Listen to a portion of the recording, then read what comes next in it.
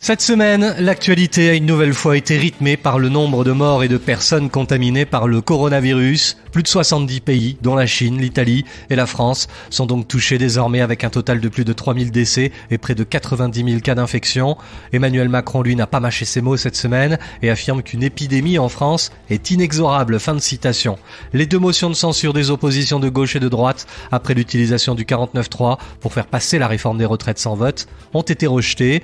Conséquence, le projet de loi a été adopté en première lecture avant de prendre la direction du Sénat. Patrick et Isabelle Balkany ont été condamnés mercredi matin en appel à 3 ans de prison ferme pour fraude fiscale. La justice a confirmé le jugement de première instance. Pas de mandat de dépôt, mais le couple a écopé de 10 ans d'inéligibilité avec effet immédiat. En Alsace, on a évité le pire, semble-t-il, jeudi matin, quand un TGV qui assurait la liaison entre Colmar, Strasbourg et Paris a déraillé vers 7h45 à hauteur d'Ingenheim, dans le Bas-Rhin. La préfecture parle de 21 blessés dont un grave.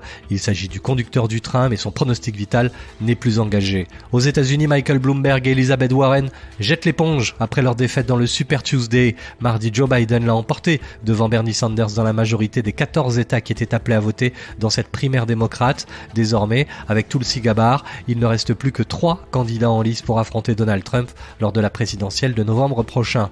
La Russie et la Turquie ont trouvé un compromis et annoncent un cessez-le-feu en Syrie, dans la province d'Idlib, dernier bastion des rebelles opposés à Bachar al-Assad. C'est dans ce contexte que cette semaine, des milliers de migrants ont tenté de passer la frontière vers la Grèce, avec parfois des scènes de chaos, notamment sur l'île de Lesbos.